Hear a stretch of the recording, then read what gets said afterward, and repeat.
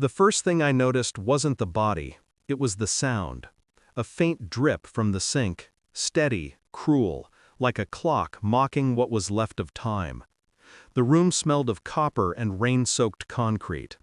Her phone was still buzzing on the table, caller ID flashing unknown, again and again.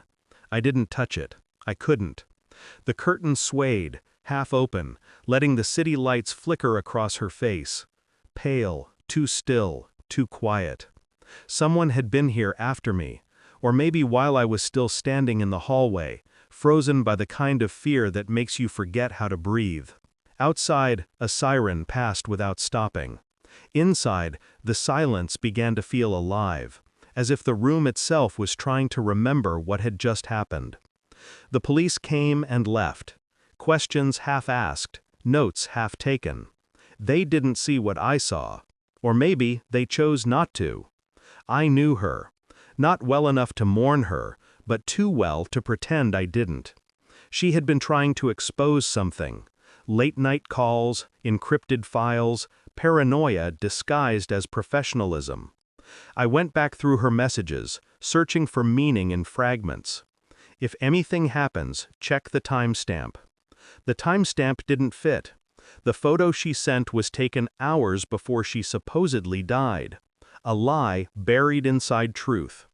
Every clue I found made me colder. It wasn't random. It was orchestrated. Someone was cleaning up, fast, methodically. I began to walk through her last steps.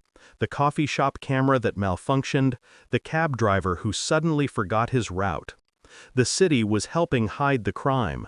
I could feel it breathing around me, complicit in every flicker of light. I stopped sleeping. Every sound became suspicious. The hum of the fridge, the tap of my neighbor's heels, the echo of my own heartbeat. I kept replaying her voice in my head. You didn't hear this from me.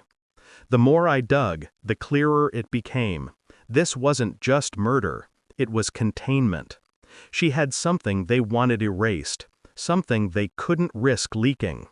I started noticing people watching me. Not obviously, just enough to unsettle. A car parked too long outside my building. A shadow in the reflection of a cafe window. Paranoia became oxygen. I wrote notes I couldn't keep, deleted messages before sending them. Every truth I uncovered felt heavier, like I was carrying a body of my own. I wasn't supposed to find her. I wasn't supposed to care.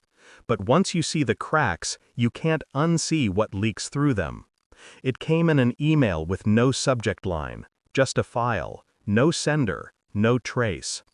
The audio was rough, but her voice was unmistakable, steady, terrified, confessing to someone she trusted. They're using the foundation to wash money through the relief fund. I have proof. If they find out, I'm done. Then a pause.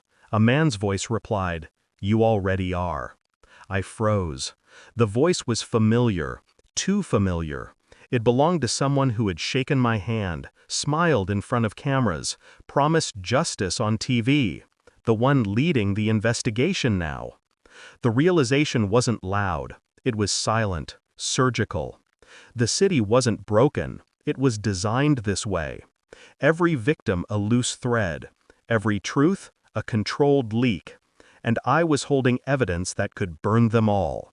But evidence means nothing when the guilty own the fire. I didn't go to the police. I went live. The files, the recording, the timestamps, all uploaded, encrypted, mirrored across networks before I hit publish. For a moment, the city froze. The same screens that once sold their lies now broadcasted their faces, their words, their guilt. He called me, the man in the recording. Calm, measured. "You think this changes anything?" I didn't answer. I didn't need to, because in cities like ours, truth doesn't explode, it corrodes, quietly, irreversibly. By the time his voice reached me again, the news had already turned. Headlines, investigations, warrants.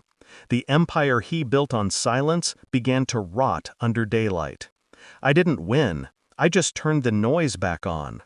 When it was over, I didn't feel relief, just stillness, the kind that comes after a storm that takes everything with it. The city kept moving, pretending not to notice the cracks beneath its surface. People whispered my name, like I was part of the story, not the proof of it. I moved out, changed numbers, learned to stop explaining. Every night, I still hear the drip, faint, patient, unending. It reminds me that truth never sleeps, it waits. And when it wakes, it doesn't ask for forgiveness.